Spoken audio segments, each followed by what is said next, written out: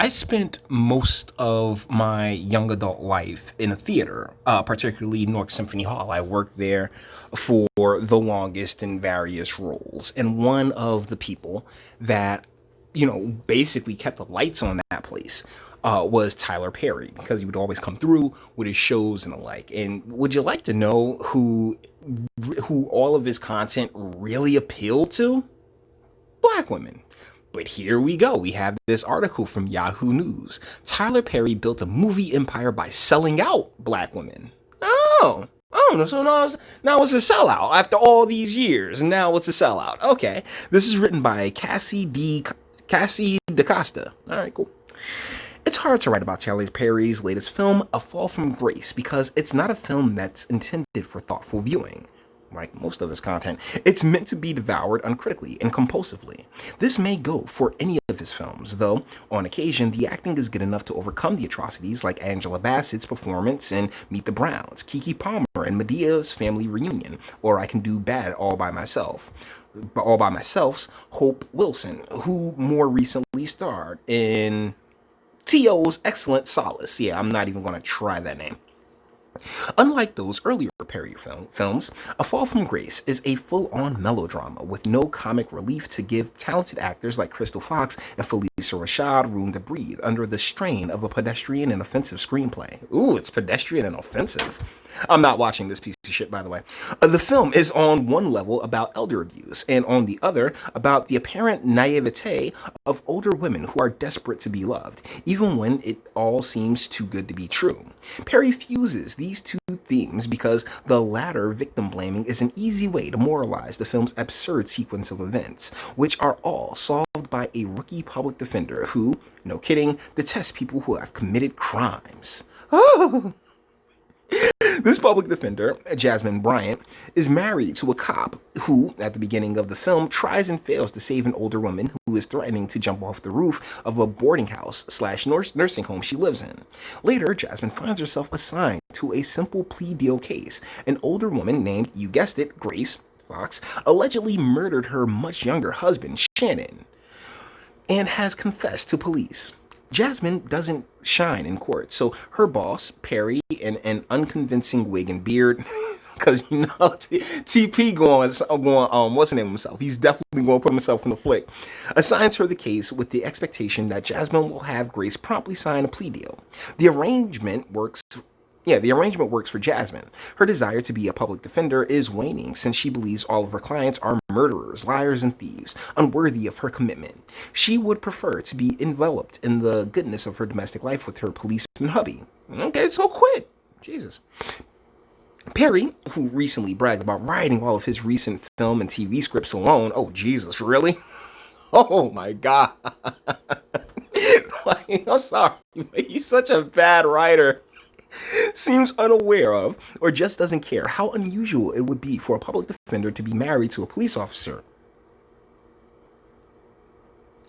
It's not an unusual thing at all. It actually kind of seems like, they're in the same realm of, law enforcement. I mean, it's like I can see a police officer and a public defender meeting and hooking up. I'm like, what?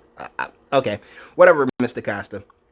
As well as how twisted it is for someone who has willingly taken on a relatively low salary social justice job. Wait a second. Being a public defender is not a social justice job. I mean, from my knowledge, most lawyers tend to use it either as pro bono work or, as a stepping stone towards, like maybe starting their own law firm or something in that case. But that's definitely not a social justice job.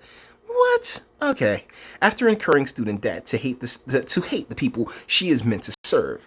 None of these themes is explored. We're meant to accept them as typical of an innocent, attractive young black woman married to a hot young cop. But luckily for Miss Grace, Jasmine believes that even though Grace hit her philandering and abusive second husband over the head with a baseball bat several times and then pushed his unconscious body down the basement steps, she didn't actually kill him. Otherwise, it seems the film would be happy to see Grace to die a slow, incarcerated death. Let's put this thorn aside for a moment, since Perry does not see his audience as sophisticated enough to be skeptical of the requirement that black people be innocent in order for their lives to be valued. The fuck are you talking about?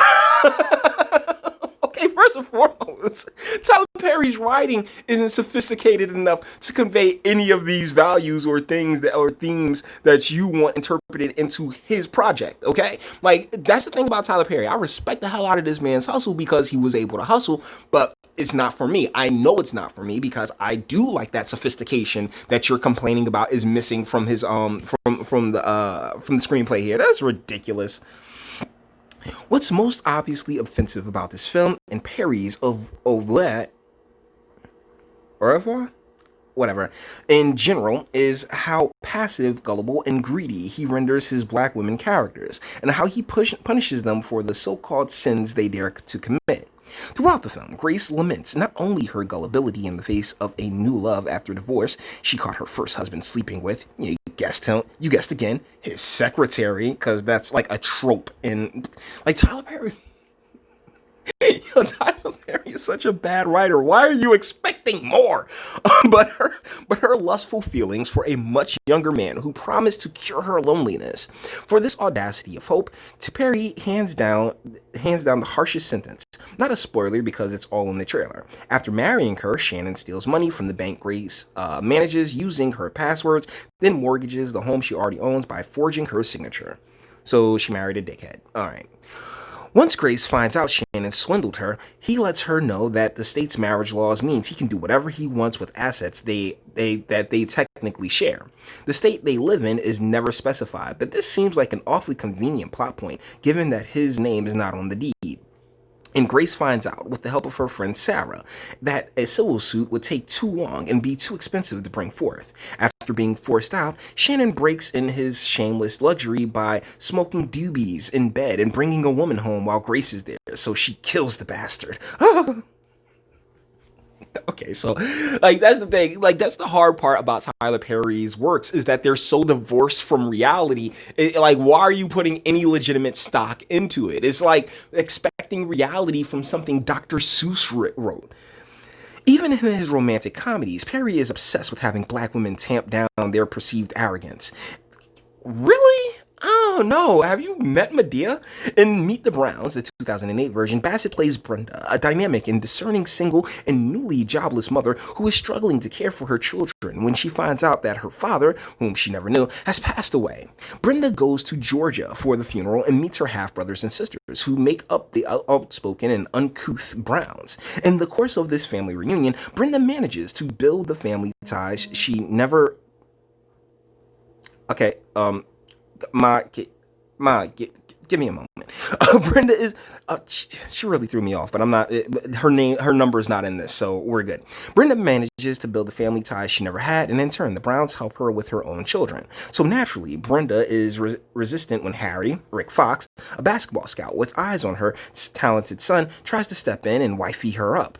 Just wife her up. Harry ends up buying Brenda's late father's old house for her and her kids to live in, which leads to more suspicion on Brenda's part. I don't know why, because seriously, I mean, my man dropped cash on your old pop's house. Oh, he seems legit and real, which Harry scolds her for after she confronts him, because, yeah, he brought you a house.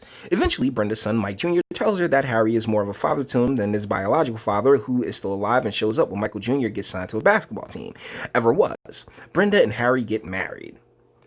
Yeah, I mean, but that's the thing. That is a way that like, that's Tyler Perry's, like, reality. That constant skepticism, right? A constant attitude and the constant fact that, like, yo, the amount of dudes that's about to come through and purchase a crib for you is like Jesus Christ, man. Like, that just don't happen. Like, I do shit on Tyler Perry for being like for basically propagating the a lot of stereotypes about black men, but at the same time, like, yo, there's always this one Captain Save-A-Ho. I could go on. I can do bad all by myself. Sees Tajari B. Henson's April go from selfish party girl to mother and wife. Her badness, which includes drinking and sleeping around, is explained in the film as due to the sexual abuse she suffered at the hands of her stepfather. April's future husband, Sandino, a former child laborer who works on the boards in her house, inserts himself just enough in her life in order to save her niece, who she becomes the guardian of after her sister's death, from being forcibly entered by her own abusive boyfriend, Randy.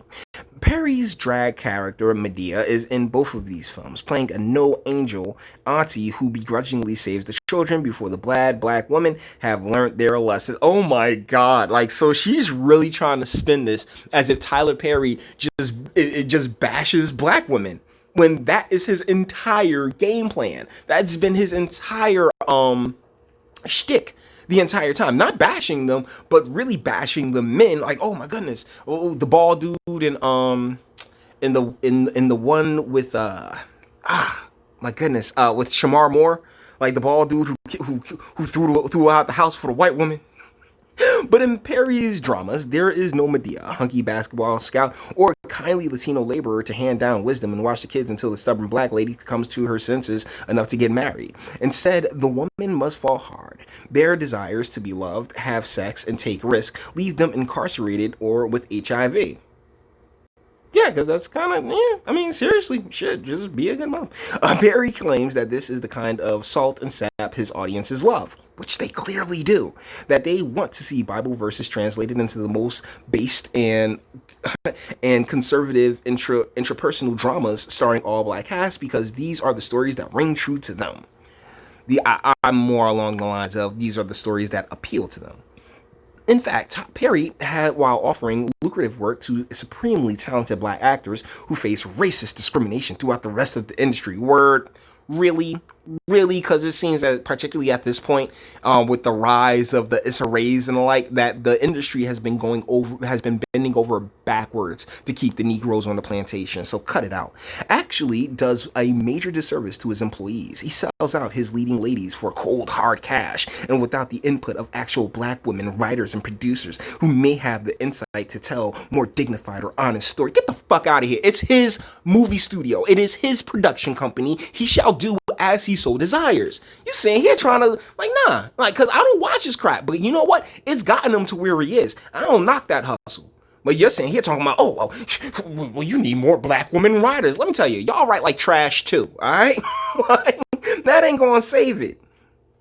Yeah, Clemency comes to mind as the kind of black woman-helmed project that should get the platform a Fall from Grace has. So this is just jealousy.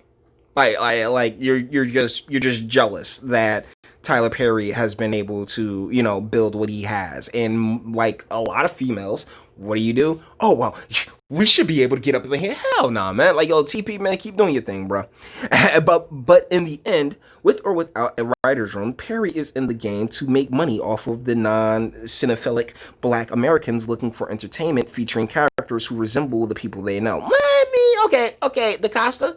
Let's be real. You don't get this big without white folk, all right? 13% of anything is not enough to push people to the heights that, Tyler Perry has. So cut it out, all right? That audience is about as mixed as anybody else, okay? There's a lot of Caucasian people who, oh, man, that actually like seeing black people on screen and enjoy the interpretation that Tyler Perry brings forward. Once again, I'm not a fan, but there are people who do really like his work. Oh my goodness, to make money off of non-cinephilic, oh my goodness, this broad. And once again, it's not just black Americans, or descendants as I like to call us. People of all walks of life, of all colors, go and see his films, okay? Who was that? Cinema Snob. Had like every time a Tyler Perry movie comes out, this man is in his car talking about that flick and exactly how how cheap and low budget it seems, but it makes so much more money back, and that is, in the end of the day, the name of the game. Make no mistake, if they didn't think that they could get a dollar up off of it, they wouldn't go with it.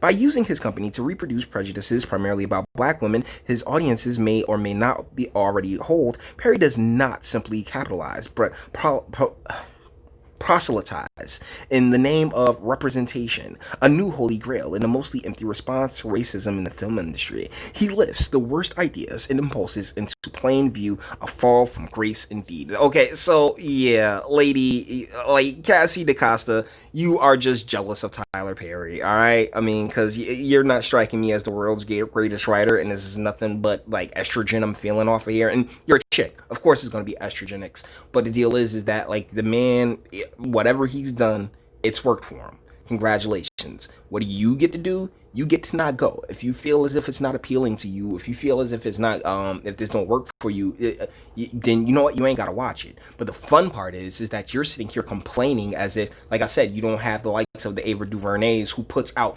complete trash films.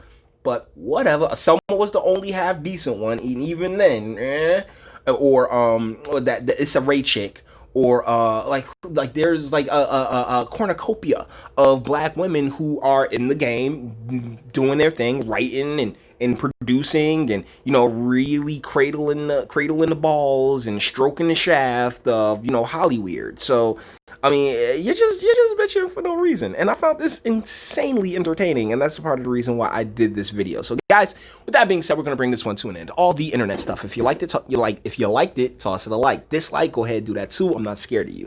Sub if you enjoy my fantastic voice and want to get videos like this every single day. Share because sharing is caring, and YouTube and bitch you like aren't the biggest fans of your boy over here for very obvious reasons. Bang the bell for notifications and speak. Let me know what do you think in the comments. I've done Tyler Perry videos before. And I'm like I said, I don't knock the hustle. I know it's not for me. I know this is not my my realm, right? So yeah, let me know what you guys think in the comments, okay? Because this is just like this read like nothing but jealousy to me. Like, oh my goodness, how could? Because here's the thing. When it comes to the feminine, right? When it comes to the feminine minded, there's no win. There is no, oh yeah, I'm going to do this thing and she'll be happy forever and they'll shut the fuck up. It's not going to happen, all right? But let me know what you guys think in the comments. And until the next one.